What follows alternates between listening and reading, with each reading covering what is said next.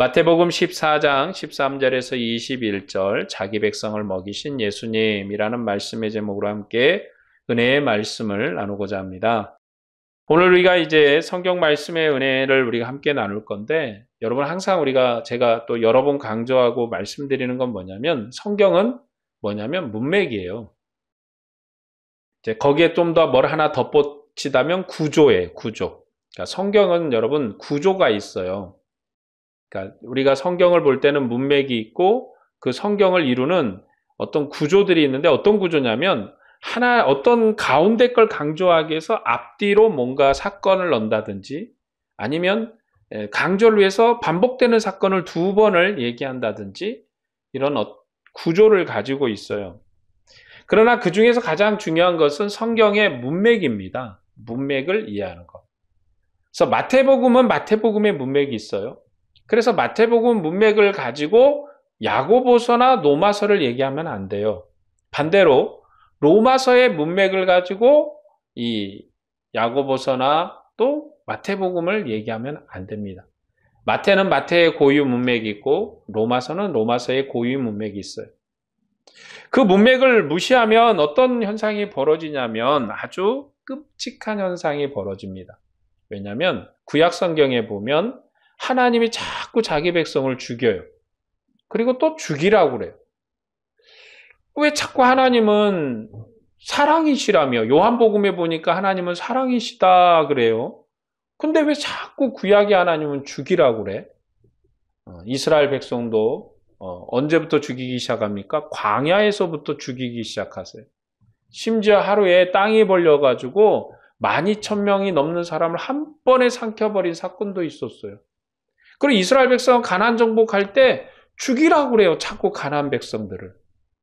지금의 시점으로 또 현실 우리의 관점으로 보면 말도 안 되는 거잖아요. 인권을 유리하는 행위잖아요. 사람을 갑자기 죽이고 막 그러는 게.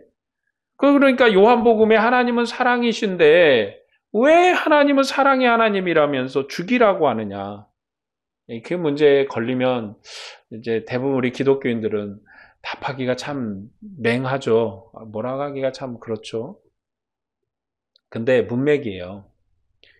여러분, 어린아이를 사랑하는 게 뭡니까? 어린아이를 사랑할 때 하고 싶은 대로 놔두는 게 아니에요.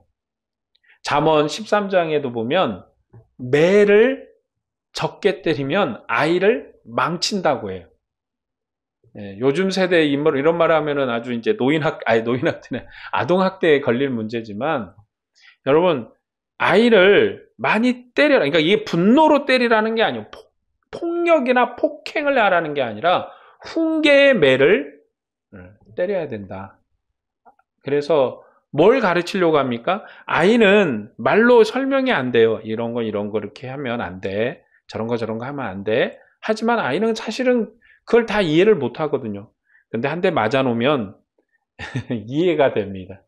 아, 엄마가 또 때릴 것 같아. 말 들어야지. 이렇게 이해가 되죠. 그런데 구약 성경은 어린아이를 가르치는 것 같은 문맥이에요. 뭘 해야 될지, 뭘 해서는 안 될지. 그게 명확해요. 어찌 보면 그게 더 쉬울 수 있어요. 아이에게 논리적으로 설명하는 게 아니라 해야 될 것과 하지 말 것을 딱딱 잘라서 알려주는 거죠. 그래서 이스라엘 백성에게 하나님을 떠나서 살면 어떤 일이 벌어지는지 그거를 맷때려서 가르쳐 주십니다. 때려서 가르쳐 주세요. 그리고 이방인들에게도 동일하게 하십니다. 하나님의 백성에게 대항하면 어떤 일이 벌어지는지를 매를 때려서 가르쳐 주세요. 그러나 신약에 오면 그러지 않습니다. 이제 하나님의 비밀이 드러났고, 하나님의 비밀이 드러났는데 성령의 은혜의 비밀이 드러났어요. 그렇기 때문에 성령이 있는 자는 하나님의 영이 있는 자예요. 이제 하나님의 영이 있는 자이기 때문에 이전의 방식으로 말하지 않습니다. 하나님의 영이 있는 자에게 하나님의 영이 있어서 성장하고 장성한 자처럼 대우를 해요. 그래서 사도 바울이 율법은 어린아이를 훈계하는 법이다. 그럼 복음은 뭐냐? 장성한 자의 법이다. 이렇게 가르칩니다.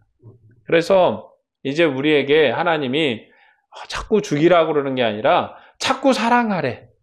왼수도 사랑하고 나쁜 놈도 사랑하고 자기를 심지어 죽이는 자도 사랑하라. 누구처럼 사랑해라? 예수님처럼 사랑해라. 그렇게 가르쳐요. 사실은 그게 더 어려운 거예요. 여러분 죽이는 게 어려울 것 같죠? 죽이는 건 쉬운 거예요. 그러나 죽일 놈을 사랑하는 거는 정말 어려운 거예요. 어렵고 힘들죠. 그래서 제가 드리는 말씀의 핵심은 뭐냐면 성경은 뭐예요? 문맥이다. 어떤 문맥을 이해하는가. 그래서 구약 성경을 해석할 때도 구약 성경의 문맥으로 해석을 해야 되고 신약 성경을 해석할 땐 신약 성경의 문맥으로 해석을 해야 돼요. 근데 문맥이 없어지는 순간 뭐가 나타나냐면 단어가 나타나죠. 하나님은 사랑이시라며. 이 말이 이제 딱 드러나기 시작하면 여기저기 뒤죽박죽이 되는 거예요. 자, 오늘은 예수님께서 빈들에서 큰 무리인 자기 백성을 먹이신 사건에 관한 말씀이에요. 예수님께서 5,000명을 먹이신 사건은 4개의 복음서, 마태, 마가, 누가, 요한복음에 모두 다 기록되어 있는 사건입니다. 마태복음은 14장에, 마가복음은 6장, 누가복음은 9장, 요한복음은 6장에 기록이 되어 있어요. 그 다음에 또 예수님께서 4,000명을 먹인 사건이 있는데 그 사건은 마태와 마가에 기록이 되어 있어요.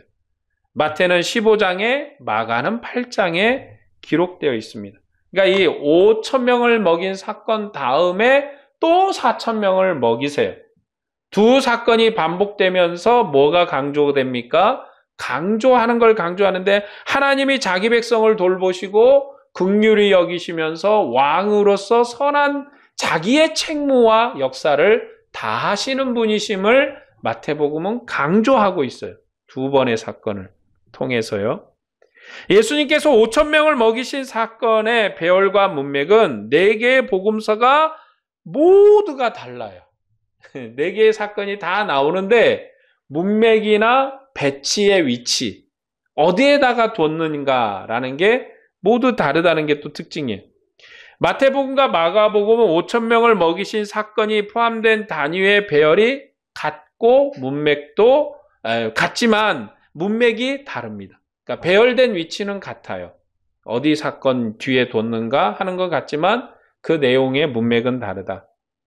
자, 마가복음은 이렇게 쭉 이어지는 평행구조예요. 쭉 이어져요. 그리고 성교 확장의 문맥입니다. 마가복음은 성교 그렇게 생각하시면 돼요. 누가하고 마가는 성교예요. 성교. 그래서 마가복음에서 5,000명을 먹이신 사건의 핵심은 게네사렛에서 큰 성교의 열매의 결과였다. 큰 성교의 열매로 말미암아 나타난 사건이었다라고 하는 것을 이야기합니다. 예수님께서 12제자를 둘씩 권세 있는 전도자로 파송을 하셨어요. 그들을 보내신 것은 예수님의 이름을 드러내려는 거예요. 그 결과 헤롯이 예수님의 능력에 당황하는 큰 성과를 얻었어요. 제자들이 정말로 힘들게 일을 하고 돌아와서 기진맥진하게 되었을 때 예수님께서는 제자들을 쉬게 하시고 정비하려고 한적한 곳으로 갔어요. 그런데 거기까지 먼저 달려와 있는 무리를 가르치시고 제자들을 통해서 이 무리를 먹이셨다. 그러니까 전도의 큰 성과가 나타나고 나서 무리를 먹인 사건으로 이어집니다. 이후에 풍랑으로 고생하는 제자들에게 밤중에 무리를 걸어가서 제자들을 평안케 하세요. 이 마가복음에서는 예수님께서 제자들을 먼저 보내셨는데 풍랑이 나타나서 그러니까 무리를 걸어가셔가지고 제자들을 평안케 하십니다. 그러나 놀란 제자들은 그들을 돌보신 예수님께서 그를 따르는 무리를 먹이시는 분이심을 깨닫지를 못해요. 제자들을 평안케 하신 예수님은 게네사렛 땅 곳곳의 모든 병자를 다 고치시고 큰 성교의 결과를 맺습니다. 이것이 마가복음에서 설명하는 5,000명을 먹이신 사건의 문맥이에요. 마태복음은 어떤 문맥이냐면 예수님을 배척하는 문맥이에요. 예수님이 왜 광야로 갔는가? 뭐 때문에 광야에 계셨는가?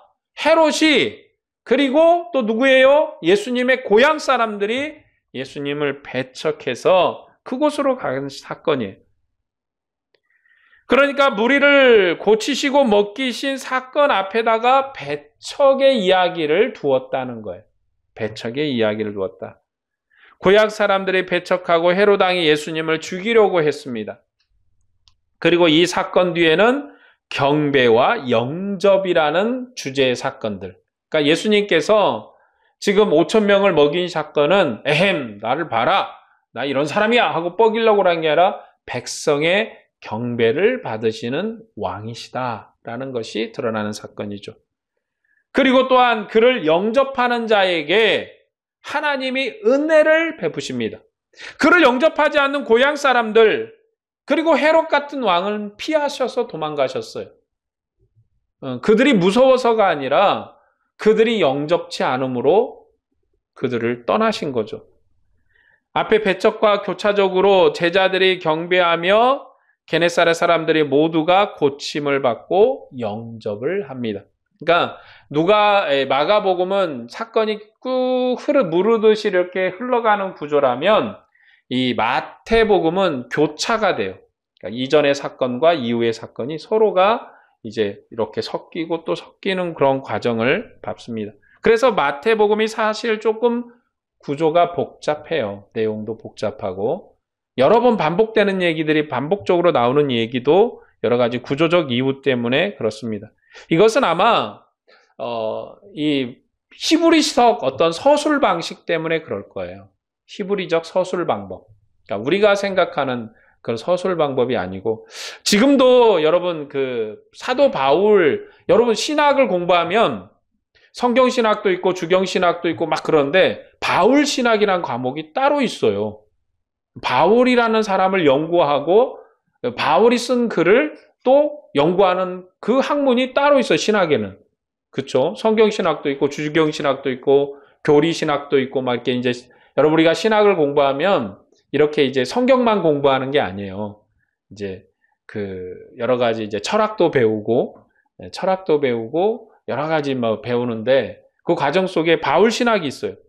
왜 바울 신학을 배우냐면 바울이 적은 성경 우리가 읽을 때는 그냥 가볍게 읽지만 이 헬라적 관점에서 접근을 하면 굉장히 이 내용이 그 쓴 구조나 그 쓴 단어나 또 그 사용한 여러 가지 그 내용들이 굉장히 복잡하고 또 연구할 만한 가치들, 문맥적 가치들이 굉장히 탁월해요.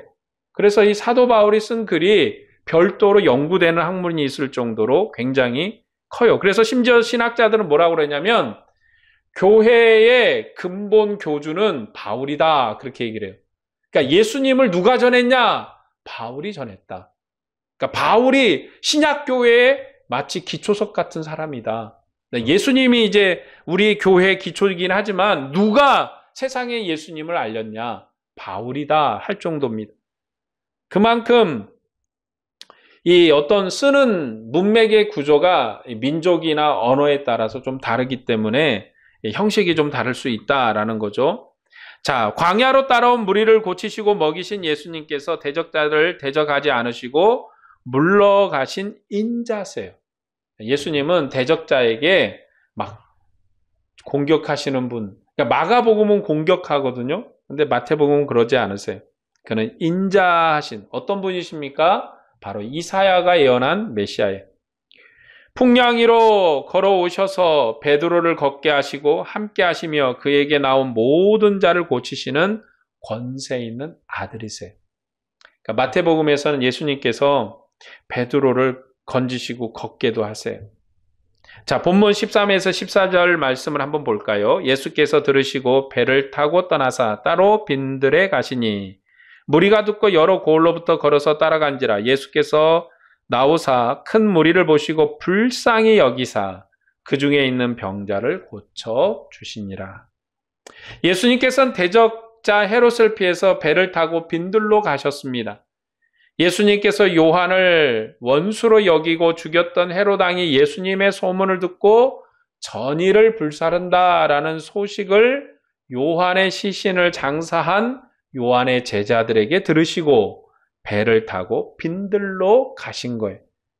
성경복음인 마가복음과 누가복음은 예수님께서 광야로 가시는 것은 제자들의 선교 확장 때문이었다. 너무 일이 많아져가지고 너무 제자들이 쉴 수 없을 만큼 힘들게 일을 해가지고 그걸 좀 쉬게 하려고 우리 조용하고 한적한 데 가서 좀 있자 하고 갔는데 거기까지도 따라왔다. 거기까지도. 얼마나 많은 무리들이 예수님이 이제 잠깐 제자들이 너무 일을 많이 했어요. 그래서 여기 가서 선교 사역에 큰 성과가 나고 저기 가서 선교 사역에 큰 성과가 나가지고 사람이 너무 많으니까 힘들어서 좀 쉬게 하려고 갔는데 거기까지도 따라온 거예요. 요한복음은 이렇게 공간복음의 선교나 핍박과는 아주 무관해요. 그런 쪽 얘기를 하지 않습니다. 요한복음은 예수님께서 산에 올라 제자들과 함께 앉으셔서 유월절 무렵에 그에게 나오는 큰 무리에게 영생하는 하늘 양식으로 먹이신 하나님 아들의 표적을 기록을 해요. 하나님의 아들이 영생의 선물을 주시고 너희가 전에 광야에서 만나를 먹고도 죽었지만 내가 주는 양식을 먹는 자는 영원히 살리라 말씀하시고 나서 자신의 말씀을 확증하는 표적으로 오병이어의 이적으로 그들에게 내가 주는 영생이 무엇인가를 설명한 표적으로 오병이어가 나옵니다. 그러니까 마가나 누가복음은 선교 확장의 결과로 너무 사람들이 많이 나와서 그들이 이제 광야까지 쫓아왔는데 여기서 이제 밥을 못 먹어서 굶어가지고 기진맥진할 것을 걱정을 해서 먹이셨다. 이런 구조예요. 그러면 요한복음은 어떤 겁니까? 아까도 얘기했듯이 지금 뭐 선교하고 이런 쪽이 아니라 예수님이 바로 영생의 주님이세요. 너희가 이전에 광야에서 만나를 먹었어도 죽었지만 내가 주는 것을 먹는 자는 영생하리라 말씀하시고 표적으로 5,000명을 먹이세요. 그게 이제 요한복음의 사건입니다. 마태복음은 예수님께서 고향에서 배척당하셔서 아무 능력도 행하지 않으셨다고 합니다. 그리고 적대하는 헤롯 왕을 피해서 배를 타고 빈들로 가셨어요. 마태복음은 천국을 전파하고 치료하면서 가르치는 예수님의 사역을 자기 백성의 병을 몸에 짊어지시고 고난을 받은 종의 사역이다. 예수님이 고난을 받으신 종의 사역을 하셨다라고 말합니다. 그러니까 예수님이 핍박을 당하세요. 고난을 당하세요. 마태복음은 그래서 시작하면서 예수님의 핍박과 고난이 태어나면서부터다라고 말하는 거예요. 그 핍박은 지금도 계속되고 있고 그 아픔을 이기시고 승리하셔서 하늘 권세 왕으로 오르셔서 우리에게 말씀합니다. 내가 하늘과 땅의 모든 권세를 가졌다. 이렇게 말씀하시죠. 그는 그 권세를 얻기까지 아버지의 뜻에 순종하는 왕이에요. 고난의 핍박의 길을 걸으시는 왕이세요. 눈물의 왕이세요. 고통의 왕이세요. 이게 마태복음의 문맥이에요. 예수님께서 빈들로 가신 것과 그를 따르는 무리는 같은 내용의 문맥이에요. 전투복음인 마가복음은 큰 선교 성과를 보고한 12제자를 쉬게 하시고 새롭게 정비하기 위해서 예수님께서 배를 타고 한적한 곳으로 가셨다. 그렇게 얘기합니다. 그런데 그것을 보고 모든 고을에서 나와서 달려가서 먼저 도착을 해버려. 예수님이 이제 제자들한테 이제 무리들이 물어본 거죠. 예수님 어디로 간대? 저 광야 어디로 간대? 그러니까 사람들이 고을에 이렇게 발 없는 말이 천리 간다고 막 말이 막 전파돼가지고 예수님이 떡하고 광야를 갔더니 거기 사람들이 먼저 다 와 있어. 뭐야 이게? 먼저 와 있는 거 사람들이 여기저기 막 소문이 퍼져가지고 예수님보다 먼저 와버린 거예요.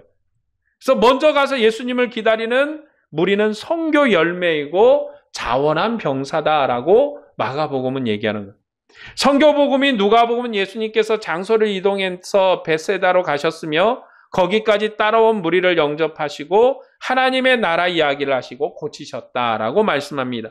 무리는 배우기 위해서 멀리까지 따라간 착한 마음을 가진 좋은 밭이에요. 이전에 이제 씨 뿌리는 비유를 하셨잖아요. 그러니까 이 누가복음에서는 좋은 마음을 가진 좋은 밭이에요. 그래서 이 무리가 끝까지 따라와서 예수님의 말씀도 배우고 또 이적도 행하시는 걸 통해서 영접도 하시고 그렇게 해서 좋은 밭이다. 그러나 마태복음은 배척하신 왕의 복음이에요. 예수님이 물러가신 것은 헤롯에게 참수당한 선생의 시신을 장사한 요한의 제자들이 예수님께 헤롯의 살기등등함을 전했어요. 당신이 바로 요한의 환생이다. 당신이 바로 요한이 죽었다가 살아난 걸로 확인하고 있으니까 여기 있다가는 큰일 닥칩니다. 가십시오. 빨리 도망가셔야 됩니다. 그 얘기 듣고 예수님이 피난을 가신 거죠. 예수님께서는 헤롯을 피해서 배를 타고 빈들로 가셨어요. 따르는 무리는 적대하는 왕을 피해서 배를 타고 빈들로 가신 천국의 왕을 따라 여러 마을에서 따라 나온 불쌍한 백성이에요. 불쌍한 백성.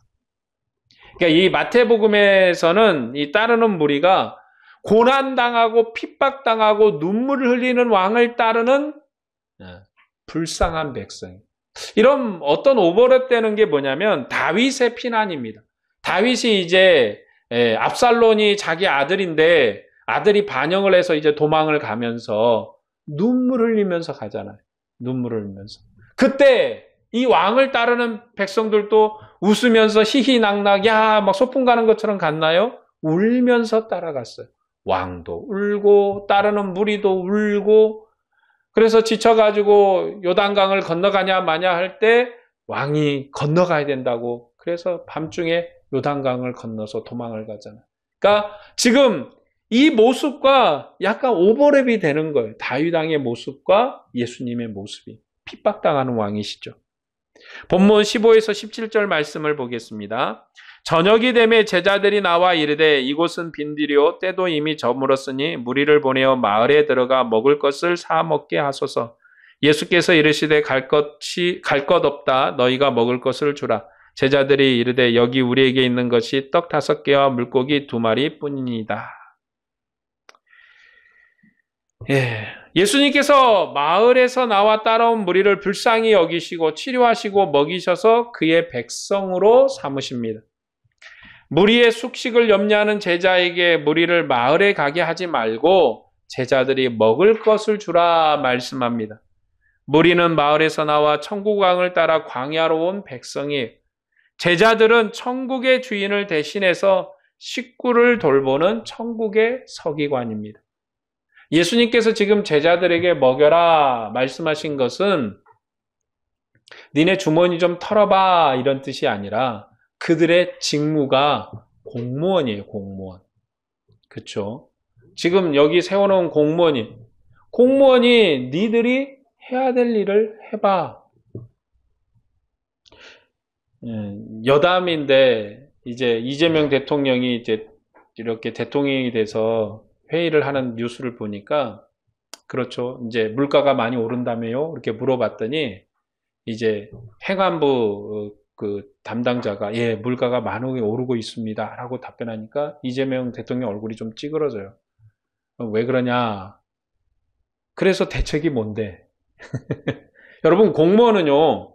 문제만을 얘기하는 사람이 아니라 공무원은 문제를 해결하는 사람이에요.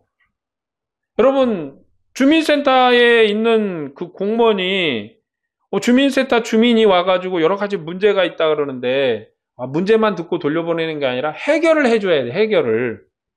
그렇죠? 아니 와가지고 우리 집에 지금 침수가 돼서 물이 넘치게 생겼다. 그러면 해결을 해줘야지. 아 그래요? 물이 넘쳐요? 아이고 그러면 돌아가서 그냥 기다리세요. 이러면 안 되잖아요. 전에 저희가 이제 결혼해서 살던 그 집이 이렇게 반지하가 있었는데 원래 산 높이 있어가지고 그 아차산 밑에 살았거든요. 저기. 근데 산 높이 있기 때문에 이게 반지하라도 물이 차는 데가 아니에요. 물이 계속 빠지는데 그 집에 이제 하수구가 막힌 거예요. 하수구가. 나가는 배관이 이제 흙이라든지 모래라든지 뭐 이런 걸로 막혀버린 거예요. 그러니까 이제 큰 비가 오니까 지하에 물이 찼어요. 그러니까 주민센터에 이제 전화를 한 거야. 이 주민이. 그러니까 주민센터에서 막 그 펌프고 막 들고 나와가지고 물을 품더라고요. 저도 이제 지나가던 분데 막 물이 막 펄펄펄펄 막 나와서 이게 뭔 일인가 했더니 막 공무원들이 나와가지고 막 물을 품고 막 퍼내고 있어요. 전화를 했다는 거죠. 좀 도와달라. 그랬더니 와서 해결을 해야지 공무원이. 그 전화기 딱 듣고 에이 뭐리 그럴 수 찰 수도 있죠 뭐.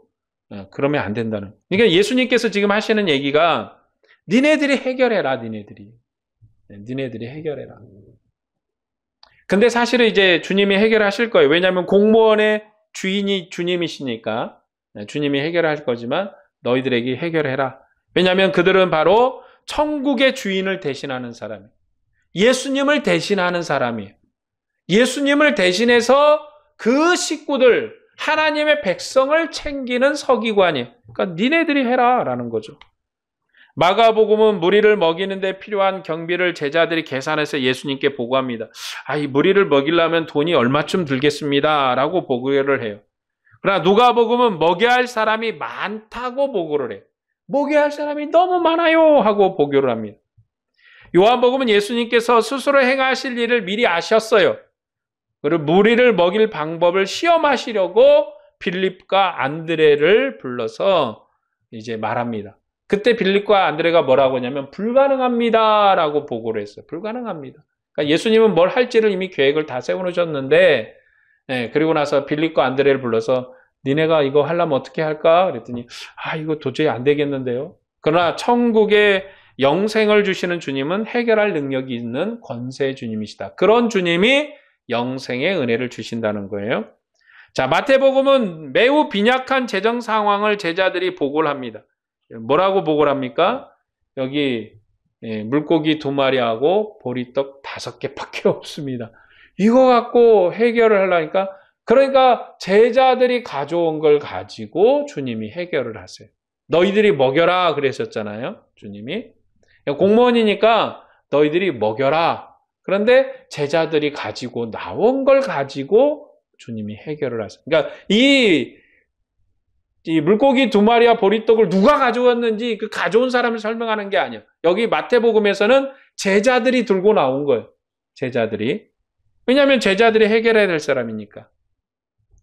그래서 예수님께서 무리를 명해서 잔디 위에 앉히시고 먹을 것을 주신 하늘의 하나님께 감사를 했습니다.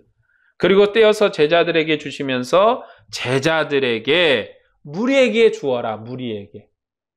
그러니까 주님이 직접 뛰어다가 너도 먹어라 주신 게 아니라 제자들에게 주어서 갖다 먹여라. 그렇게 하십니다. 무슨 구조인지 아시겠죠? 이해가 되십니까? 천국의 공무원이니까 너희들이 가서 일을 해라. 그러니까 주님이 공급을 해주시고 갖다 베풀어 주시고. 그리고 다 배불리 먹고 남은 조각을 12바구니에 차도록 거두었다. 풍성하게 먹이셨다. 풍성하게. 남길 정도로 먹이셨다. 그러니까 여기 문맥에서는 이적과 표적이 뭐냐? 예수님께서 하늘 왕으로서 자기 백성을 돌보시는 분이시다. 그 돌보시는 일을 하는데 누구를 통해서 하느냐? 제자들을 통해서 백성을 돌보셨다. 또한 이 사건은 출애굽기의 만나 사건과도 일맥상통하는 연관성이 있습니다. 자, 출애굽 당시 하나님께서 광야로 나온 백성을 위해서 만나를 먹이셨어요. 그러나 그 만나는 하루치 양식이 하루치. 많이 거둔 자나 적게 거둔 자나 부족함이 없지만 하루만 지나면 썩어서 없어질 거예요. 예수님께서는 천국 왕으로서 자기 백성을 먹이시는데 그 먹이심은 풍성하게 먹이세요. 그러니까 이 광야의 만나는요, 많이 거둔 사람도 적게 거둔 사람도 항상 똑같았어요. 그러니까 100개를 거둬도 10개, 10개를 거둬도 10개, 5개를 거둬도 10개. 딱 그 수준이었거든요. 그런데 예수님의 먹이심은 풍성해요. 남을 정도로 먹이세요. 그리고 먹고도 남은 것을 거두어서 다음에 사용할 수 있도록 하셨어요. 버린 게 아니에요. 12광줄이나 거뒀다고 해서 갖다 이제 쓰레기니까 내다 버려라 이러지 않고 다음에도 먹게 하셨어요. 그래서 제자들이 아하, 먹을 것을 두고 왔구나. 가지고 와야 되는데 그렇게 얘기하죠. 먹으려고 놔둔 거예요. 만나 양식은 부족한 양식이에요. 하늘에서 내린 양식이지만 항상 부족해요. 그래서 매일매일 양식을 거두러 나가야 돼요. 여러분, 만나를 주시니까 큰 이적이고 능력인 것 같죠? 부족함이에요. 왜냐하면 여러분 우리 집에 쌀이 하루씩만 있다고 생각해 보세요. 얼마나 가라겠어요?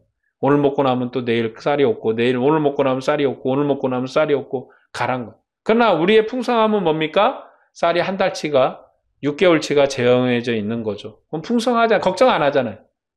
6개월에는 또 6개월치가 있을 거니까 걱정하지 않아요. 그래서 만나가 사실은 좋은 것 같지만 부족함입니다. 매일 거둬야 돼요. 그러나 예수님이 주신 양식은 풍성한 양식이에요. 먹고도 남는 양식입니다. 거두어서 다시 사용할 수 있는 양식이에요. 출애굽 만나의 역사가 먹고 남는 풍성한 양식으로 남고도 활용할 수 있는 양식으로 여기서 완성된 거예요. 출애굽의 역사가 완성된 겁니다. 복음서마다 이 사건의 끝에 평가문이 있어요. 이제 이 사건을 끝내고 기록자가 이제 강조하기 위해서 평가문을 씁니다. 자, 마가복음은 남자만 5,000명이라고 언급을 해요.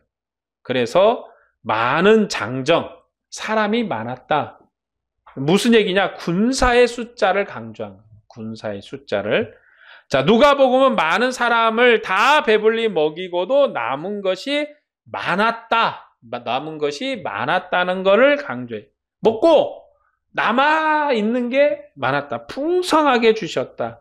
요한복음은 원하는 대로 배불리 먹고도 탐심이 그치지 않는 이스라엘을 배경으로 표적을 보이신 사건이에요. 그래서 이것을 본 무리가 예수님을 억지로 임금을 삼으려고 했다. 탐심의 끝이에요. 먹이니까 그때서 왕을 삼으려고 했다. 이스라엘의 탐심하는 모습을 보이십니다. 마태복음은 하늘 백성을 계수하는 방식으로 여자와 아이 외에, 그러니까 여자도 있고 아이도 있는데 그 외에 남자가 5,000명이나 되었다라고 기록합니다. 그러니까 무슨 얘기냐? 이 광야로 피난을 온 천국왕을 따라 나온 백성이 어마어마하게 많았다는 거예요. 어마어마하게 많았다. 여러분, 남자만 5,000명인데 여자도 있었고 어린아이도 있었다는 거예요. 그러니까 여자도 있었고 어린아이도 있었다니까 5,000명이 아니라 지금 예수님 먹이신 먹이신 사건은 5,000명을 먹이신 것이 아니라 10,000명인지 20,000명인지 30,000명인지 몰라요. 그러니까 수많은, 지금 이렇게 하나님의 나라에서 핍박을 받고 불쌍한 백성이 많다. 그들을 예수님은 외면하지 아니하시고 버리지도 아니하시고 불쌍히 여기셨다는 거예요. 예수님께서는 천국 백성을 돌보시고 사랑하시는 천국의 왕이세요. 자기 백성을 불쌍히 여기시고 항상 돌보세요.